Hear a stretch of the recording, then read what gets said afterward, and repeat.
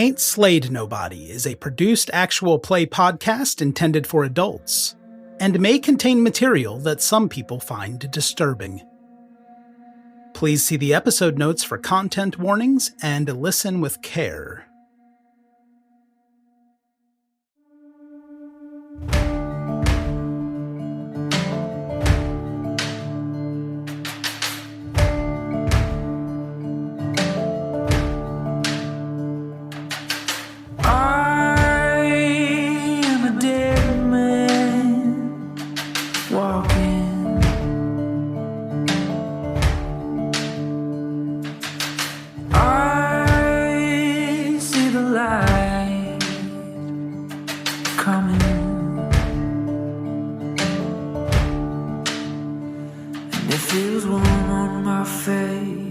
I can't tell, it's gonna burn me down.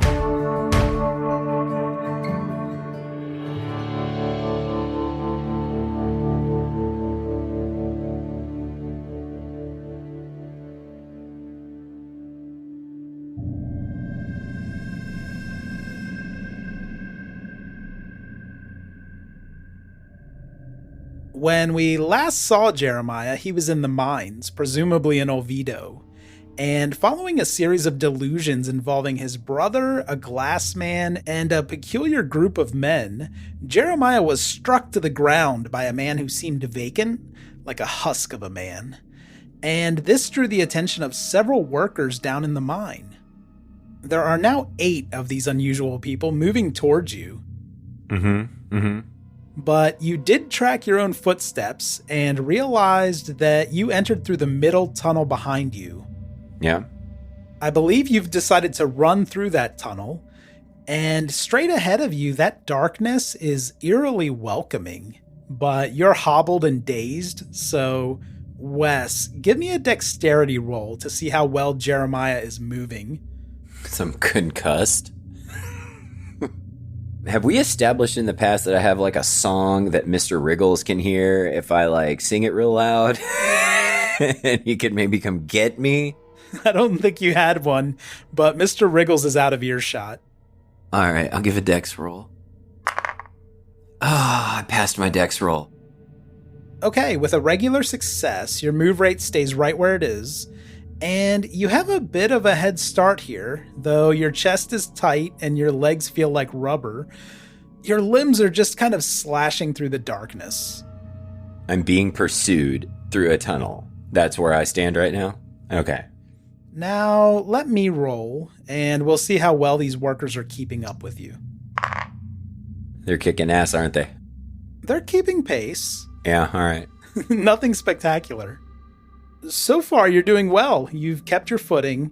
You feel occasional water droplets bouncing off of your arms, and you can feel that group behind you. Their labored grunts and breathing are humming in your ear. Your eyes are tracking these walls. Maybe making sure they're not melting or something. You want to be sure you're not hallucinating. You can see wooden beams framing the exit from the mine, and the exit is glowing white hot from the sunlight. Fresh air is funneling in. I'm not going to do anything big. I just want to let you know I've drawn my gun. I have it in my hand. I want it ready. I'm fine with that. Okay, all right. I'm done. I'll make a note. Thank you.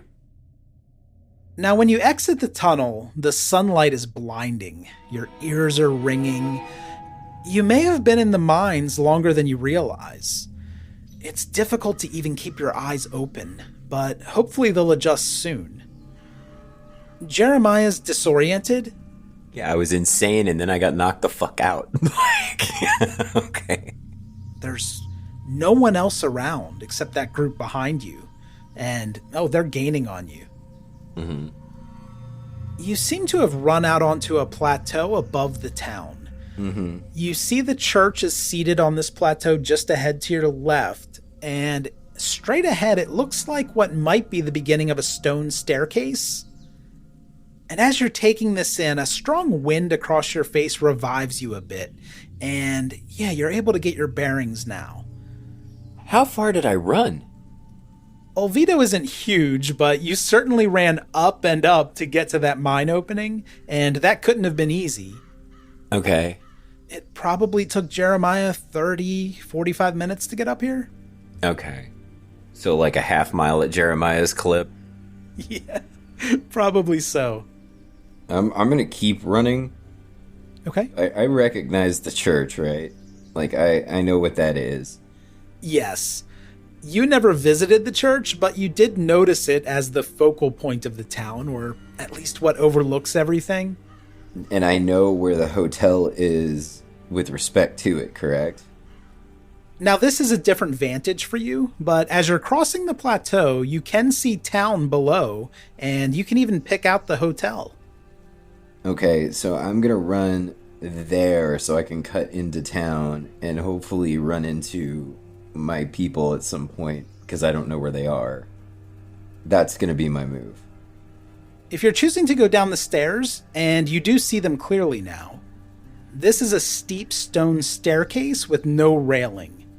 And I'm going to ask you for another dex roll for Jeremiah, just to see how you manage these stairs in your current state. And I'm going to roll for the people following you. Alright, I got a 44 on the dex roll. Jeremiah is going to start down the stairs rather carefully, and your legs are trembling, and you do hear footsteps from above. Eventually, you do reach the bottom of the stairs, and you have maybe 100 yards left to get to the hotel. Are you doing anything evasive, or just running straight for the hotel? I don't know if Jeremiah is particularly evasive here. I want to get... I want to get into town, so if I get some distance, I can go in somewhere and be around people. And I think Jeremiah probably needs to be somewhere social, so if I could get to the restaurant or the hotel lobby. Well, I don't want to go to the hotel lobby because I do remember I'm terrified of that. So if I can get to like the tavern, restaurant, bar situation, I think that's my best chance to run into people. Okay, you want to go to the Angry Bird Saloon? Fucking forgot that was called that. Jeremiah's lungs are on fire, and your eyes are stinging from sweat. I'm gonna dip into the Angry Bird Saloon. All right, you walk through the batwing doors at the saloon, and it's empty again, except for Dust Devil, who's standing behind the bar. Hell yeah. Never thought I'd be excited to see Dust Devil, alright. He's watching you as you stumble through. Well, hey there, Pickaxe McGee. Dust Devil. I'm being chased by miners. M-I-N-E-R-S. Not M-I-N-O-R-S. Yeah? Well, how old are they? They're of age and pissed off. Please help me. Well, can I pour you something, maybe? I've been working on the recipe for that newfangled drink. Yes, but also help. Where? Do you know where Johnny or Father are? Or Lance? Or Sheriff? I can't say I recognize all of those names, but if you're looking for your friends, I ain't seen them since yesterday. I ain't seen them today. Are you lying to me? Well, no. Give me a psychology roll on Dust Devil here. Okay. Oh yeah, failed the hell out of that. 97. Okay. You're not getting a good read, yeah. Yeah. His demeanor seems the same as the first time you met him. Okay. Can I take that drink crouched behind the bar and maybe you tell him I'm not here? Okay, sure. Just one thing. Why are these people chasing you? Don't worry about it. I don't know. I showed up there and they punched me in the face and I ran off. He looks behind you to see if there's anyone there. Then he looks back at you with a little bit of skepticism. Well, I don't see anyone. Why don't you just belly up to the bar and we can talk through it? No, I would like to take knees behind the bar. Not belly up. I want to be under the bar. Away. Looks like you've worked up quite a sweat. How'd you get them cuts and bruises on your face, huh? Dust Devil, are you not understanding my urgency? Oh, seems strange is all. Fine. Get on back here and I'll make that drink for you. Okay, so yeah, Jeremiah's behind the bar and sipping on whatever they gave him. As you round the corner of the bar and approach Dust Devil, you'll notice the intonation changes in his voice. Mm-hmm. I told y'all to keep out of trouble. I tried to help you. You know them people chasing me? Well, I reckon I might. Mm-hmm. Do you think Dust Devil is stupid, Jeremiah? And it strikes you that this is the first time he's called you Jeremiah.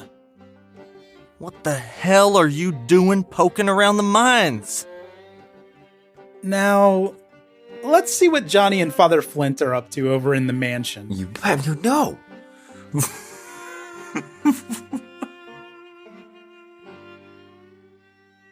You'll remember that Johnny's on the second floor inside the mansion, and he's staring into a room with mucus-lined walls that are oozing pus.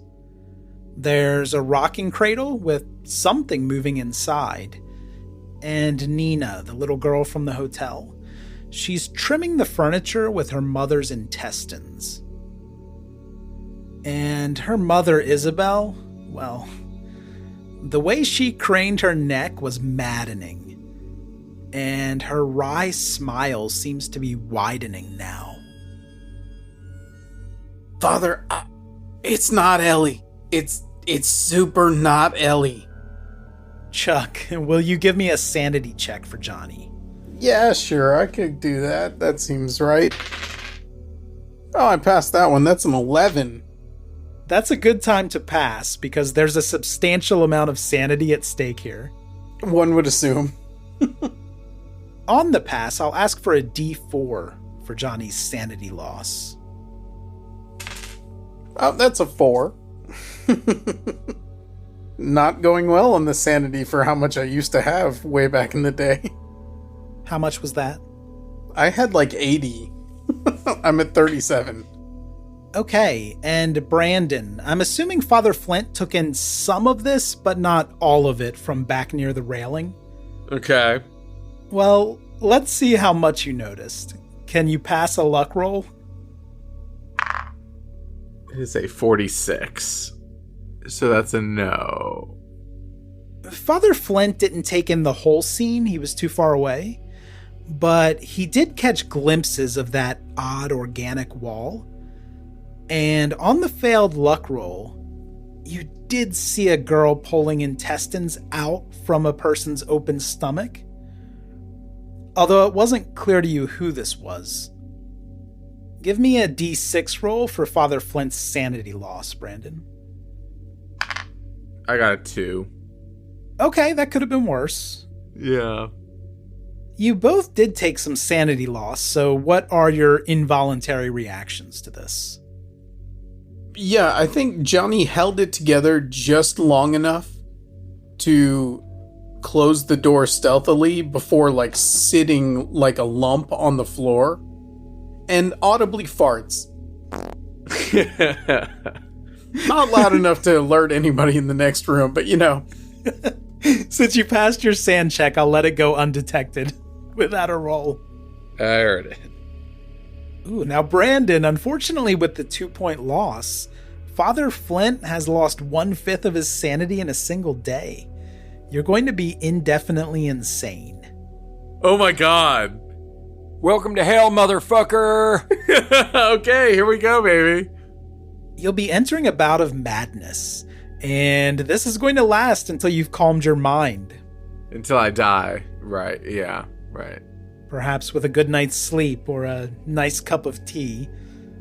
Now, Brandon, I think you'd agree that Father Flint has not been the most pious man of God throughout the adventure, but there's still something at Flint's core that is presumably Catholic. Just like in real life. Yeah, this is going to play to my strengths here. This is great. Yeah, Father Flint's guilt has been bubbling up for some time. Okay. And you've just let this sin and blasphemy continue. But now seeing the room, that was your line in the sand. Oh. You cannot allow this to go on. Father Flint, in your bout of madness, you want to help these people. You need to show them that they're on the wrong path, and only you can bring them back. Right. You'll feel quite passionately about this. This is your calling, finally. Save these people, Father. And I think a mania is going to accompany your bout of madness, and this will become an underlying part of who you are.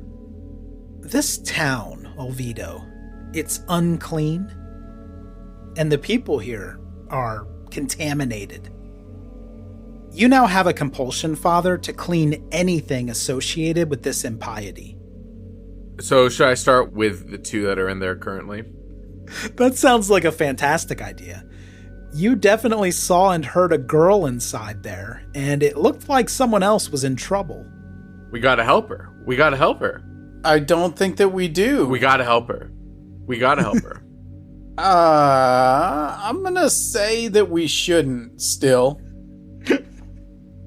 I'm feeling very strong about us not doing that, and Father, I need you to look me in the eyes. We have got to get Frosty here. We gotta go get our friends. I don't care what's going on in that room anymore. I have put that behind me because I need to put that behind me. Father, I assure you, you do not need to open this door. I'm as stealthily as possible in this bout of madness, trying to get my own look for myself at this point, knowing that there's someone in there that I could potentially save. Wonderful. As he makes a move towards the door, Okay. I'm going to point behind him and say, "Holy shit, Father, it's Lance." Huh? And while he's distracted, I'm going to hit him with the butt of my gun. Okay. I feel confident that even if this connects, Johnny is not strong enough to do actual harm. Don't sell yourself short. This is a surprise close-range attack, so I'll let Johnny connect here. Cool. And honestly, this should be better than the alternative for Flint. Give me a D4 for the damage. And Brandon, in Father Flint's bout of madness, I'm thinking if it's 3 or 4, maybe Johnny can move you along, you'll be dazed. But if it's just 1 or 2, you might be less inclined to let this room go. That's 4. Again, I'm rolling hot on those D4s. I'm at 8. Sorry about that, Father. While Father Flint's bout of madness does continue, it's still your job to help these people. You do need a few minutes to recover from that blow to the head. You can pick your spot to help people later. Next time. And taking 4 damage, Flint is certainly going to fall to the floor of this landing. Give me a luck roll, Brandon. Let's see how noisy this fall is. I rolled a 9. What? Yeah, you can catch Flint and ease him to the ground. Yeah, you know, I'm a trained federal agent, so I know how to knock a guy unconscious while making sure he doesn't hit the ground too loud. I'm a spy, basically. Father, I think we've got to go find Lance and Ellie. They are somewhere in this mansion. We know Eric was outside. They're in here somewhere. We gotta find Lance and Ellie. We gotta find as many people as we can to save. No, I'm with you. Let's go find people. Yeah, but you know what? Sure, that's fine. So long as those people are wherever Lance and Ellie are, I'm with you. Right, and then we will baptize them in the name of the Lord. Amen. Here we go. You do what you gotta do. That's fine. Okay, we're on the same page, 100%. I love it. This is great. We are 95 to 98% on the same page. We are so much on the same wavelength right now. I really am feeling this. We are with the Holy Spirit. I am so with you. I've never felt closer to you, Father. This is great. Do you want to get a beer after this and just hang out? Let's just keep vibing, man. Let's just keep vibing. Yeah. Do you ever just want to paint? What's your strategy now for finding Lance and Ellie? How many more rooms are upstairs? It's a large mansion. You think maybe there's 20 rooms altogether? God damn it. The rooms upstairs are generally smaller, and it looks like there are 12 rooms up here. You've already seen 2 of them. On this side of the landing, there are 4 more doors further down on your left, and across the Great Hall, there are 6 doors, it looks like. They're all closed. So you'd go all the way down the landing on this side and turn right a couple of times if you wanted to get to the other side. Should we go down that whole hallway, maybe do a couple of listen rolls to see if we can see if there are any other people? Yeah, let's listen in on some of these doors, see if we hear Lance and Ellie. Yeah, or again, people that we can save. Yeah, definitely people we can save also. Well, let's go around a bend to where we're not in view of this door and go listen there. Okay. And so we did. And so we did. You're still in view of anyone on the landing, but you do have some distance on the other side. Yeah, you walk down the hallway and go around the bend, and you come up on the first door across the Great Hall. I think what we can do to make the rooms interesting is to have 3 rolls on each door you'd like to visit. First, I'll roll a d10 to see what type of room it is. Then, Chuck, you can roll listen for Johnny to attempt to hear something. And Brandon, you'll roll luck for Father Flint, and in your bout of madness, this will help decide whether you're compelled to look for people to save behind the door. Sure. Okay, I've rolled the d10. So you all died. Go ahead and make that listen roll for Johnny. That's a 49, so that's a pass for me. And give me luck for Father Flint. Rolled a 28. Okay. But no, I have a 24 luck. Oh no. Son of a bitch. Well, my feeling is that failing is good here from a survival perspective. On failed luck, Father Flint isn't going to feel like there's anything worth saving behind the door. Technically, luck would be bad for the party in general, but good for the current mental state of Flint. That's exactly how I see it. Flint's indefinitely insane, and luck is kind of standing in as his moral compass. I support that. Also, if I'm the only one listening, can't I lie about what I heard if I don't want to tell him? You can lie, but if the father passes his luck roll, I don't know that it matters. But at least you'd know more about what you're up against. Gotcha. Now, how is Johnny listening? Is he putting his ear to the door? Of course. Okay, Johnny, with your ear against this door, you do hear something, but it's faint. It's almost nothing, but there's something here. It reminds you of wind, but it's not wind.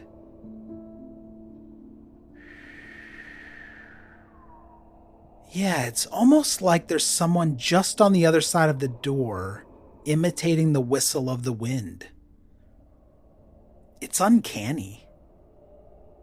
And Johnny, as you press your ear more firmly against this door, it feels like the door isn't even there. And you feel something strange. It's almost undetectable. But it's like someone is gently blowing cold air into your ear.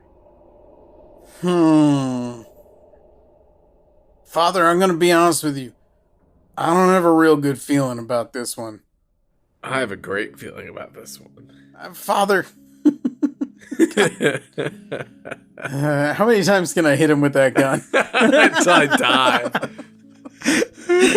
I'm eventually going to bludgeon you to death just to keep us alive. I mean, it would literally only take you 2 more hits, I think. That would be the best character death of all time. 4 pistol whips slowly as we were investigating a house. And then the last one, I hit him a little too hard and he doesn't get back up. Father, I don't really want to go into this one. Okay. Are there people in there you think that I could save? I don't hear any people. Ellie, Lance, nobody. It sounds like some kind of talking wind. I feel like we should just maybe move along. It's okay. If I can't save the wind. We're gone. We're gone. We're gone with the wind. We're gone. Oh, God. Okay, that's fine. Okay, we'll go look at the next one.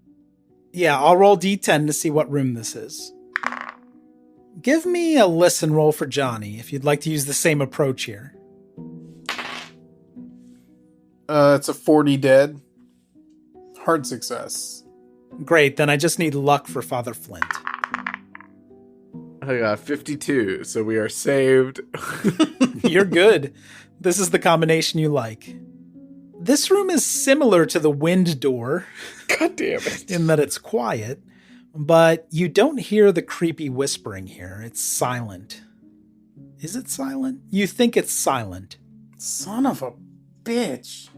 On the hard success, you feel confident that it's silent. Well, this is going to shock you, but I'm going to stealthily open that door again. Oh, you don't need to roll. Oh, okay. I'll let you carry your stealth from the terrible room over to these doors. You know how they work now. Right. Yeah, and unless you get a particularly creaky door, you'll be able to open them quietly. Cool.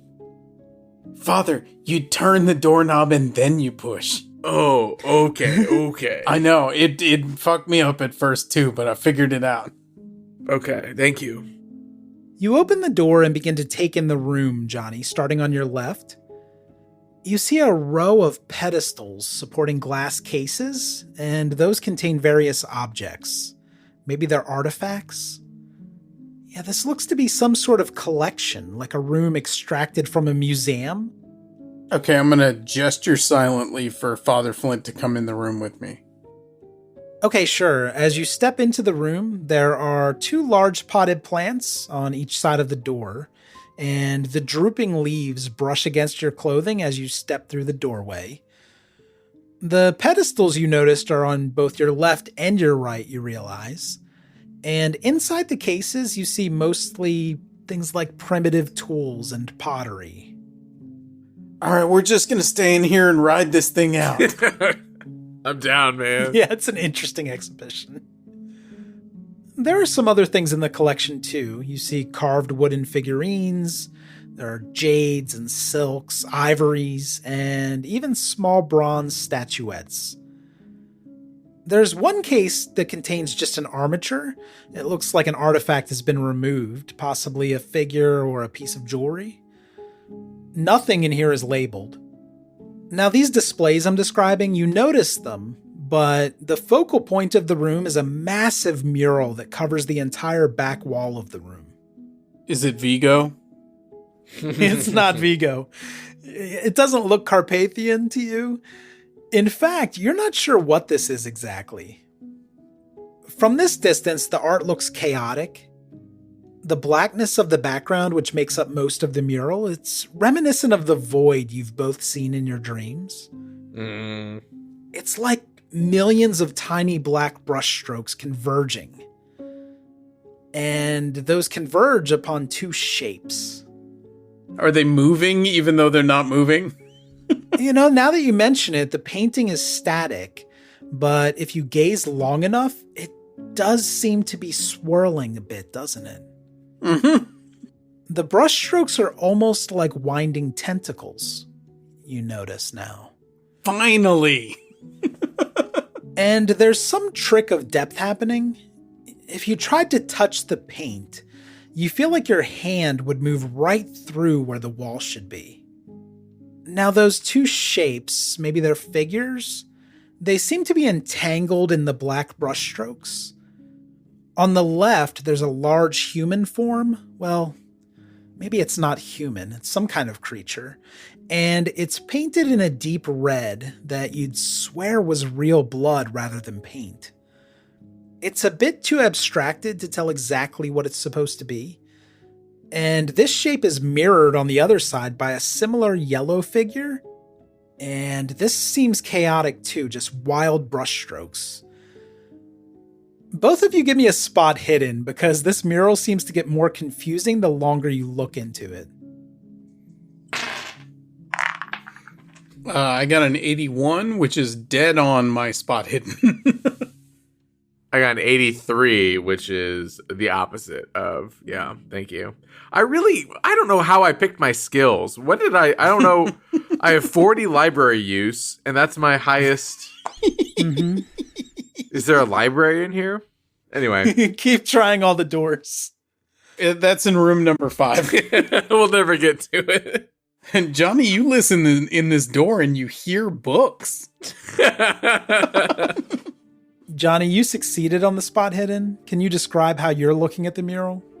I'm standing like an appropriate distance where they would normally put the velvet rope in a museum. Good, so you can't quite touch it if you reach out, but you're close enough to notice finer details. Right, but I'm also looking to see what Birdie makes of this painting, if she is enjoying it. Birdie is staring at the mural, but, she stares at everything.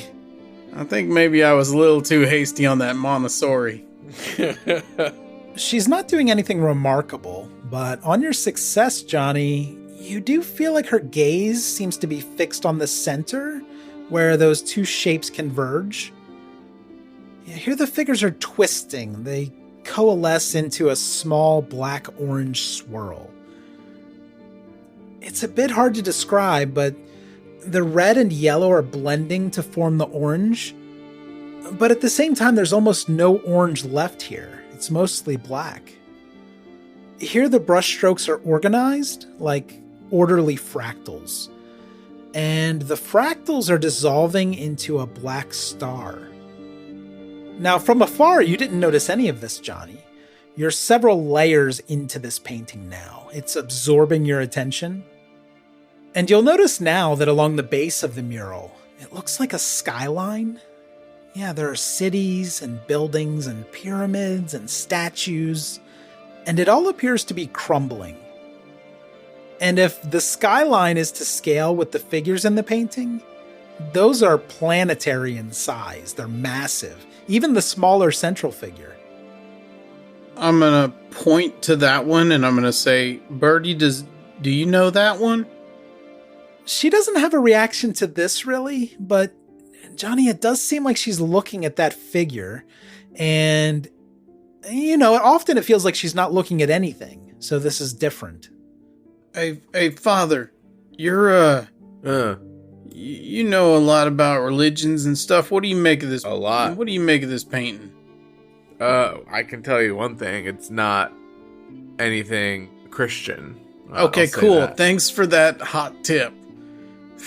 Now that you mention it, Father Flint, this painting is not Christian, and it's certainly not clean. This mural is an abomination. Oh, you goddamn it. It needs to be sanctified, is what you're saying. That is what I'm saying.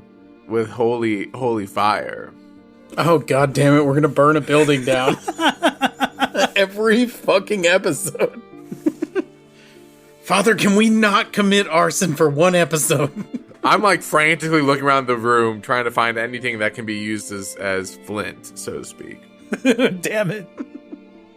Well, Father, you don't see anything that could easily start a fire, and I don't think you have any matches left. Right. Let me throw this out there, even though I don't want you to do things. Do you still have a canteen? I always have a canteen. You can always scrub something with some water and a rag. And didn't you bless the water in your canteen? Probably. That sounds like something you would have done. I did. I blessed all the water that I had. So I'm going to just kind of take the canteen, and I'm not going to use all of it because I think I still need a lot of it throughout the rest of this mansion. But I am going to unscrew and toss, let's say, a quarter of the canteen onto the painting. And are you aiming anywhere in particular? Yes, I'm aiming directly for the figures. I'm waiting for Johnny make a dodge roll. Johnny can't dodge. But Father Flint, you can avoid Johnny easily and splash holy water onto the subjects of the painting. So Flint throws the water on the painting, and both of you are going to notice that this has a peculiar effect. The mural absorbs the water. The water just sinks in. And then the mural becomes the water. That blackness, there's a fluidity to the brushstrokes now. And the painting seems like a reflection in a lake. Johnny, you see cold black water, and it is vast, it is deep. And in the distance, you see twinkling lights. These are stars in the depth of the water. Sure. And there's something else, something falling through the water. Some body. Is that your old partner, Jack?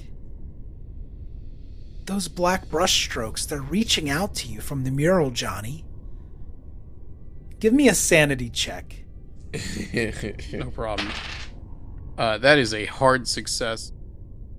Okay, I won't take any sanity points here, but the painting is too much. You can't look at that anymore. Okay.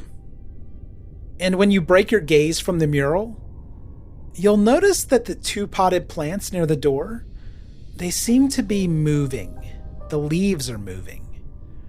It looks like they're submerged in water. But there's no water over there. Yeah, Johnny's getting the fuck out of this room. Period. I'm following along, man. I did my part. The mission accomplished. Yeah, well done, Father Flint. As the two of you head for the door, a gunshot rings out. That was pretty close. Maybe just outside the house? Johnny's still leaving. Sure, but first let's cut over to whatever's happening outside the mansion.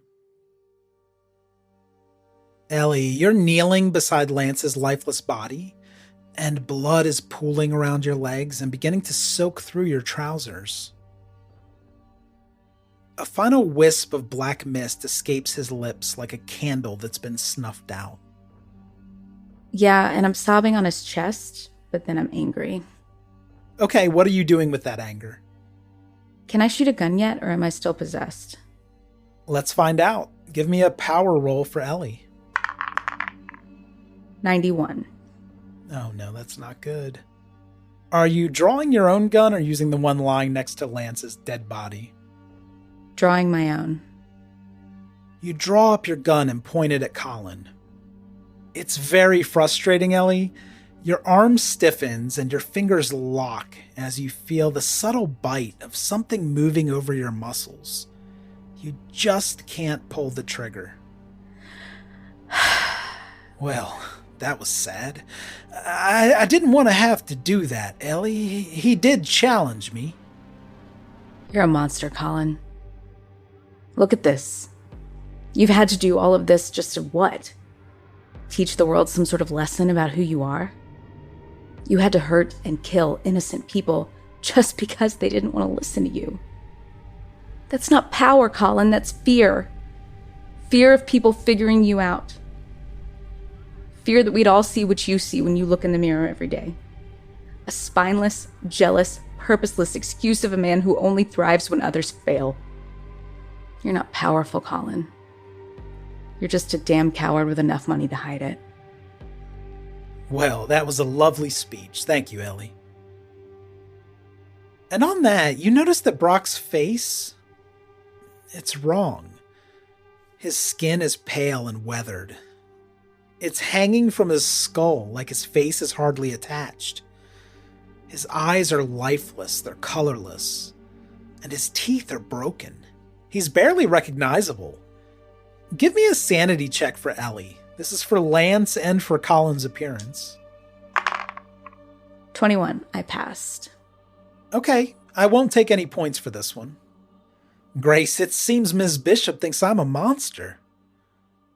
And I think it's time for her to learn. Now, Grace is walking towards you too, Ellie, and she's speaking, but it's not her usual speech. It's harsh and unnatural. Infinitum quod est supra kai elam. Give me another power roll. Oh no, 72. A perfectum urumpit ite nunca. And just like that, the circle drops out from under you, Ellie. The world drops out from under you, like it just crumbles. Not that you really notice. You're nowhere, Ellie. You've been ripped out of time. You're just gone. Ugh. Okay, now let's go to the Angry Bird Saloon with Jeremiah. Dust Devil's standing over you, Jeremiah, as you're crouched behind the bar, and his demeanor has changed. He's being more serious and less syrupy now. Wes, give me a listen roll for Jeremiah. 28, which means I failed. Okay, do you have enough luck? I do. Can't take it with you. Is it worth it then? Yeah, I'm going to go ahead and spend it. All right, how many points are you using? 8. Leaving you with what? 5. 5 points, okay. On that, you don't hear anything at first, but luckily Dust Devil's eyes break contact to look past you for just an instant. Then you notice the creaking of the kitchen door as it opens behind you. Well, I believe I'm at least going to draw my gun. Okay, you did make a point that you drew your gun during the chase, so I'll just assume you still have that out. And I'm going to look over my shoulder while the gun is still in front of me, like kind of in Dust Devil's general direction, but not necessarily threatening him with it. So I'm looking at the door now. What you're going to see is a man entering the bar area from the kitchen. He's tall and burly, he has a scruffy beard and lifeless eyes. He looks like the people who were chasing you in the mines. But he's wearing an apron, and that's covered in blood. He's carrying a large meat hook, and there's some gristle on that. Does he look threatening? Oh yes, he's coming right for you. My mind's telling me no, but my body's telling me yes. Uh-huh. In me right now, I want to kill him. Mm-hmm. Because it just seems like things are bad. Do I blow this guy's head off? And then turn back around to Dust Devil to get him to talk? It's up to you. You do have your gun drawn, so you have the highest dex of the three. Instead of killing him, I'm going to turn all the way around and aim the gun at him and say, "Don't sneak up on a man like that." Give me an intimidate roll. Let's see if this guy even recognizes a gun. 54. Okay, he doesn't seem discouraged, and it's Dust Devil's turn to act. That piece of shit, I should have killed him. When you pivot to point the gun at the man coming from the kitchen, you'll hear Dust Devil chime in. This is for your own good. And then you feel it. A full bottle of liquor crashes against the side of your skull, Jeremiah. Okay. And oh shit, that's 4 points of damage as you collapse face first onto the floor of the bar. Awesome. Okay. Dust Devil has hit me in the back of the head. Yes, and you feel warm blood pouring down the side of your face. You're down to 2 hit points, still conscious, but not great. Dust Devil and the other man, you can see them standing over you, but they look a bit fuzzy at the moment. The new guy is holding the meat hook, and Dust Devil's holding a broken bottle by the neck. I'm just going to ask him, what'd you do that for? He knocked the accent out of you. You're a loose cannon, Jeremiah. Running off to the mines by yourself. You were about to shoot Mariano here. And I told you to keep your nose clean. Keep my nose clean, I was running away. Yeah, running away into trouble. Good one. Now stay down there, Jeremiah, and we'll take you someplace safe. You gonna help me? Yeah, I'm gonna help you. It's not my place to kill you. Okay. You're not gonna cause any more problems for us, are you? No. Alright, well, Jeremiah then holsters his weapon and stays down. Like a bitch. Dust Devil's going to start tying you up, Jeremiah. He's going to bind your hands behind your back. Just like, what the hell are you doing? No, this is for your own safety. You ain't in your right mind, Jeremiah. I'm gonna go with you. This is just a necessary precaution. You understand. We'll untie you when we get somewhere safe. Yeah, I've heard that before. We're just gonna take a little walk. Okay. Are you going to go with them? You're outnumbered. Yeah, absolutely.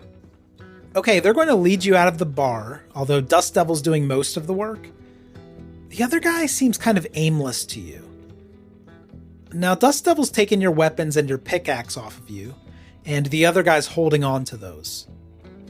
That black stone in your pocket, that's about all you have on you now. Okay. And they're leading you toward those stairs up to the church. You were just here. It takes some doing, but they walk you up those stairs and into the church. Oh, okay. The interior is about what you're expecting. There's a nave where the congregation would gather, and there are benches on each side.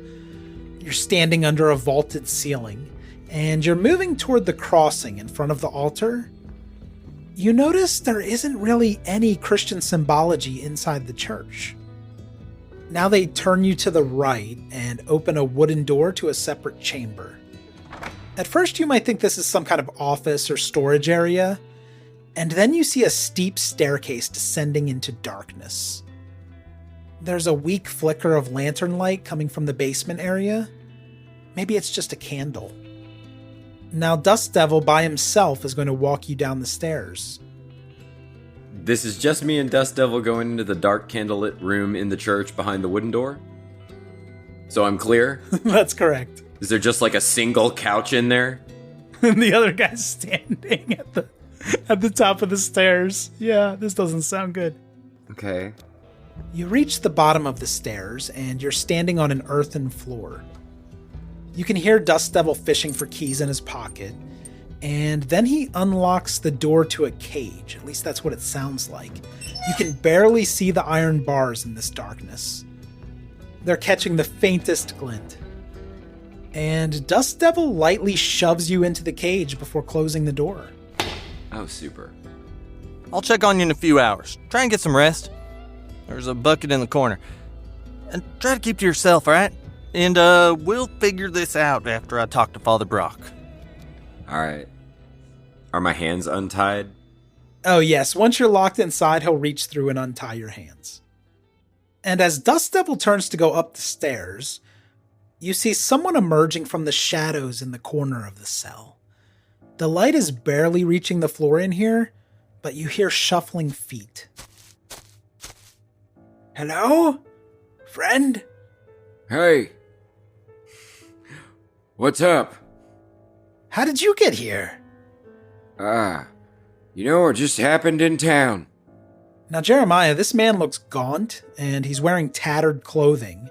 It looks like he's been in here for 30 years. Oh, how long have you been in here? Time. Funny thing, isn't it? He's very close now, Jeremiah. In fact, he's walking around you in a circle.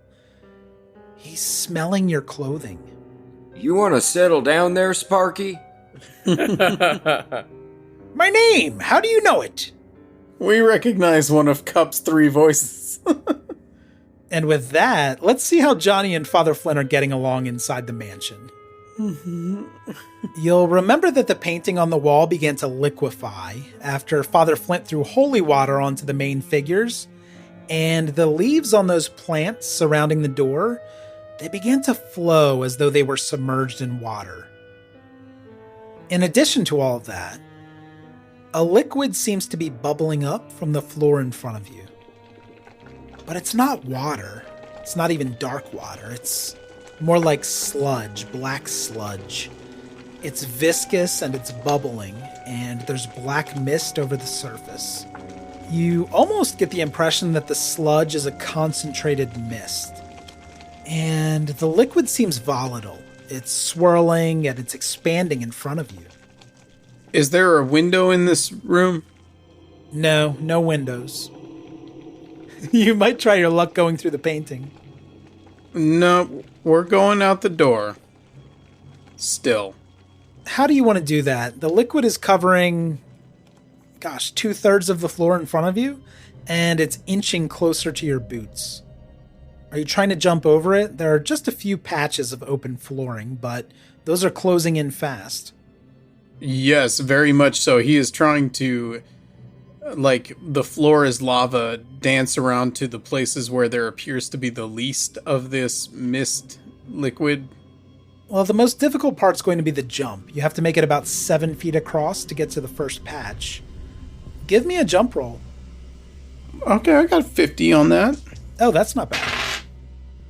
Oh, I didn't get it though. I got a 63. Okay, do you have 13 luck? I do not. I think a jump's pretty similar to a throw in that you've already done it, so I'm not sure how you could push it. Really? Jump harder. Yeah, I can't do like a little double axle pirouette. I'll tell you what, I love the idea of Johnny failing a pushed roll here, so I'll give you a chance if you want it. Johnny can try to double jump off of the sludge before it grabs hold of his foot. That is a 45, Hell yeah. Hell yeah. which passes. Okay, Johnny, somehow you found some buoyancy and sprung from the pooling black liquid, propelling yourself all the way to the door. Okay. And we are the fuck out, and I am not waiting for Flint. Hey. Yeah, I think your main concern might be getting Birdie out of here. Exactly. Don't get me wrong, Father. I hope you come with us. I thought we were vibing, baby. I thought we were buds. So Johnny and Birdie, you're out in the hallway. Father Flint, the sludge continues to expand, and it looks like shapes are beginning to rise from the liquid. They're taking on a humanoid form as the sludge coalesces. Now, there is a piece of you, Father, that wants to clean up this sludge. I would like to live. I would like to not die in this room. I'm fine with dying eventually. I want to die in a more interesting room. But I'm kind of just following the footsteps of Johnny. Yeah, and the jump seems pretty easy now that Johnny's shown you the path. But you're going to have to dodge whatever this thing is that's emerging from the liquid. Its arms are now formed and outstretched. I rolled a 30, and I feel like I can use my luck for that, no? You can, yeah. To get down to yeah, I can take out 4 luck, get down to a 20 luck, and I'm fine with that. That's probably a smart time to use luck. Father Flint, you very clumsily follow Johnny's path through the sludge, but your feet are just finding their way. At some point you slip, and that's actually lucky because the creature attempts to grab you but misses when you slip. Its arm just goes over your head. I'm like Jar Jar Binks. And you stumble out of the open door behind Johnny and Birdie. On your last look back into the room, you see sludge crawling up the walls and over the mural. Neither of you are sure what you've activated here, but it certainly seems bad for the art gallery. And we close the door. Good idea. What are you doing now? Johnny is leaving. Now remember, you heard the gunshot and you thought that was outside. You have a decent idea where that originated. There's a spiraling staircase ahead of you, or you can go back the way you came. It looks like those stairs go down into the Great Hall, pretty close to the front door of the mansion. I gotta get Birdie out of here. Are you leaving to save people, Johnny? Where are you going? Should we split the party even further into just everyone on his own? Yeah, that's what I'm trying to... I mean, if he's insane and he hears a gunshot and it's where people would be, he's going to go towards the people. There's probably bloodstains that need to be cleaned. Yeah, and there's people that need to be saved. Maybe. I'll see you in hell. Father, I think we heard a gunshot. I think maybe Ellie or Lance might be in trouble. We ought to go check on them. We got to stick together. You know what I'm saying? All right, I'm aligned. Let's go help them. Let's go. All right. So we are heading down the stairs a bit too hastily, but... That's okay. I won't make you roll for your hasty retreat. You do notice the house is quiet, even quieter than before. It feels to you like an empty house. Well, thank God for that. Is it just we can only see the front door? Is there other stuff? Okay, now you're down in the Great Hall. The front door is directly in front of you, but you can see all the way through to the back door, and there are several interior doors on each side. So if the gunshot came from the back of the house, Father, you reckon we ought to head to the back of the house? Or you want to go around outside? We should go around. We should take the long way, no? You know, if we take the long way, we can get paws. I don't know why that's important, but it feels important to me. It's so important. Please do this. Let's go get paws. All right, we're going to go outside and go around the house. Okay, you go through the front doors, and I'm assuming you'll do this quietly? Very quietly, yeah. Except I am going to go, Pause. You out here, buddy? Where are you, buddy? You step outside, and remember, you left Eric tied off where you climbed up around the side of the house. But Sinead is out front here. You'll see her, and that boar's head, Wilbur, is slobbering, trying in vain to bite her neck. There's no sign of paws out front. Cool. I want to go around in the direction where I'll walk by Sinead, so I can just give her a reassuring, all right, Sinead, all quiet, we'll be back for you, don't you worry. Okay, Sinead seems reassured. And this is going to take you toward the side where you left Eric. When you turn that corner, or peek around the corner, you're going to see 5 or 6 people walking around. They're milling about aimlessly, and Eric is lying on the ground, unfazed. Paws is there beside Eric, panting, and Paws seems calm too. Eric and Paws are in the direct vicinity of these people, and the people also seem unbothered. They're just wandering. Have they seen us? No, I assumed you looked around that corner before walking out into the open. For sure, for sure. Do they appear to be armed? Nothing conspicuous. You don't see any obvious weapons. I'll note that these people remind you of those folks who were clapping out of rhythm at your welcome reception. Father, how do you reckon we ought to get around these folks? Get around them. We should save them. Are they in trouble? Oh, right. They need their demons excised. Well, then I imagine that I can't even stop you at this point, right? Father, I understand, but hey, let's think this through, and then we can work on how we're going to save them, possibly by ignoring them or going elsewhere. How would that work? Wait, let's go back. Sometimes the best way that you can save them is by letting them make their own mistakes. This is a very special episode of Ain't Slayed Nobody. It convinces me as Brandon. I don't think that convinces me as Flint. While the two of you work this out, I'm going to roll to see if something notices you.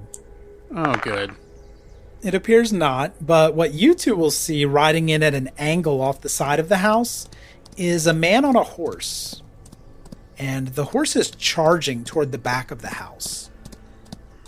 As they get closer to you, you think this is Dust Devil riding around to the back of the house. And he's in a hurry. He doesn't notice you. Father, hang on. Let's hide for 1 second. Don't let that guy see us. Okay. Father, real quick, let's go around the other side of the house, see if there's anybody needs saving over there. Oh, that's a great idea. Nope, great idea. Let's do it. Okay. And we're going to go back the other way around.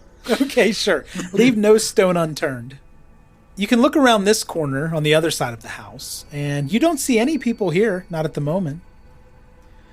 You do see a pair of cellar doors, but those appear to be chained and locked. Now, toward the back of the house, it juts outward. It looks like some kind of tower. You start to make out a garden. We're starting to make out. Yeah, finally. I think we're alone now. But you can see the edge of some kind of garden back there. You see well-manicured sagebrush and flowers. You're also seeing the far edge of something suspicious, but you'll need to get closer. It's like a ring of light, but it looks very odd under the sun. It's this purplish blue luminescence. Can we do a little sneaky creep peek around that last corner? Yeah, you can walk up to the tower and take a look around. This would give you a much better look. Oh, hell yeah, let's do that. If you are walking back there, I do need stealth rolls from both of you. That is barely a pass. I got a 73 out of 75. Well, you're good at that, yeah. I got a 46, but You're not very stealthy. no, I'm not. It's a 20 stealth 46 roll. Fucking father. As you're walking closer to the back of the house, Father Flint steps on a dry twig that snaps under his shoe. Someone may have heard that, but you can't be sure. It felt quite loud to the two of you. I'm gonna roll something here. Sure you are. Oh boy. It's always... Oh, good. Is Johnny still going to take a look around the edge of that tower? Yeah, and I'm taking my hat off so they don't see my hat. I'm just trying to peek, like, with one eye around the corner real quick. Yeah, I'm leading. I'm behind. I'm just kind of along for the ride. That's fine. You might be worried about the twig. Now, as you look, Johnny, give me a listen roll. Let's see how tuned in you are. That is a regular success. Okay, good. Johnny, you're going to see something strange through a dissipating black mist. It looks like Ellie, but she's suspended in time. She's not moving. It's like an after image of Ellie has been printed on the fabric of reality. Yeah. And instead of the texture you'd expect to see from her clothing and on her skin, she's filled with this starlit darkness. Almost like what you saw in that mural.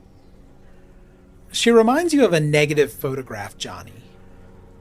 Is this even Ellie, or is it some kind of illusion? You're not sure. Now I'm going to roll again to see if something improbable happens. Okay, it doesn't. And as you take in the scene around Ellie, it strikes you that no one seems to be paying much attention to her except for Grace. And Grace is making these odd movements with her hands. She's gesturing toward Ellie. And a man walks past Grace. You think maybe this is Colin Brock. You notice he's walking away from a man crumpled on the ground in a black suit. He's motionless. My God, is that Lance? And there are a lot of people out here. You'd estimate 15 more people standing around the garden. And that man you just saw, he's walking toward Dust Devil, who's dismounting that horse. And as your mind races to process all that you're seeing here, you do hear a couple of things from Dust Devil on that successful listen roll you made. I locked him up in the church basement. Yeah, with the professor. And the other man looks angry at Dust Devil. Yeah, he backhands him across the face, and Dust Devil falls back a couple of steps. You're pretty sure this is Brock. Huh. Okay. So I'm a little perplexed on what to do here, because this seems like an incredibly dangerous situation. It does. And before you decide what to do next, give me a sanity check on the whole Ellie and Lance situation. Oh. Good. No, I way didn't pass. Okay, give me a D4 for the sanity loss then. 3? That's more than a fifth. Yeah, Johnny's going to join Father Flint with indefinite insanity. Cool. We are a rudderless ship. Nice. For your bout of madness, Johnny, you mentioned that the situation seems dangerous, and now you're feeling overwhelmed. You have this instinct to protect Birdie, even at your own peril, even at the peril of your friends. Now, you were already protective, but that's heightened, and it's drawn from this feeling of helplessness. Hell yeah. How are you acting on this madness, Johnny? I was gonna say to get her out of here. Okay, as you turn around to leave, you see a woman approaching, and she's not that far behind Father Flint. She looks like one of those people you saw around the other side of the house. Maybe she heard the twigs snap. Evening, ma'am. My name is Johnny. I'm sure that my reputation precedes me. Hello. My name is Father Flint. Hello. Have you been saved? How close is she to us? Like, can I put my hand on her forehead to bless her? You should absolutely do this. I'm sorry, you gotta do it. It's a terrible idea, but it's super in character right now. Yes, you can. I reach out my hand, place it on her forehead. By the power of the Lord, cast this demon out of you. Okay, she's going to attempt to bite you. And she fails because the power of the Lord strengthens me. First, give me a luck roll for Father Flint. I rolled an 11. So Oh, wow. Yes. This demon gone, baby. This demon gone. Yeah. Get this shit out of here. So what happens is Flint puts his hand on the woman's forehead. And as far as you're concerned, Father, you saved her. This worked. But what actually happened is the pressure of your hand simply redirected her. And she's now turned to walk off in the other direction away from the house. The Lord has saved this woman. The Lord has saved us. Let's continue with our mission to God. Give me a group luck roll. Johnny, that's going to come from you with the lowest luck. God damn it. 61, no. Yeah, Father, you now think you hear some conversation happening out behind the house. It sounds to you like there are a lot of people out there. Oh, fucking god damn it. What? Maybe some of them can be saved. You just saved this woman. You're good at this. I'm just going to slowly start making my way to that crowd. I'm not like rushing, but I'm going to get there in a minute. And I am going to attempt to physically restrain him from doing so. Fucking come at me. Give me opposed strength rolls. Okay. Not great. I failed mine. I'm 1 under mine. I got a 44. I'm 45. God damn it. Okay, yeah. So, Flint, you're able to fight through Johnny, who's trying to restrain you here. Get off of me. I'm on a mission from God. It looks like I'm not going to be able to stop Father Flint, so I'm resorting back to my bout of madness, and I'm getting Birdie out of here. What does that look like? I'm going to hop on Sinead, and I'm going to go find Jeremiah. Okay, as Father Flint makes his way toward the garden, and Ellie begins to come into view for him, Johnny and Birdie can ride back toward town. Is that what you had in mind? Yeah, I have decided that he said they've got somebody locked up at the church, and that's got to be Jeremiah. Now, Johnny, you do hear a sad howl. That's pause as you're riding away from the mansion. We're going to come back for pause. He's fine. He was just laying there. They weren't messing with him. He's good. He's with his people, probably. Okay, you're riding back into town, trying to get to the church. And as you pass between the Angry Bird Saloon and the hotel, you notice something new off to the left of the general store. It's across the street. Mm-hmm. There's a wagon parked here. And there's a blanket spread over the dirt next to the wagon. And on the blanket, there are different curios on display. Yeah, it looks like there's a conquistador's helmet on there. And the wagon is filled with books. Sitting there in a rocking chair between the blanket and the wagon, Johnny, you see Ida. She doesn't acknowledge you. You are listening to Ain't Slayed Nobody. For ad-free episodes, heaps of bonus content, and special programming, please join our Patreon posse at patreon.com/ain'tslayed. Or subscribe to Ain't Slayed Nobody Plus at Apple Podcasts. See the show notes for full credits, and help us grow by posting friendly reviews and spreading the word to your friends and followers. Thank you, and good luck out there.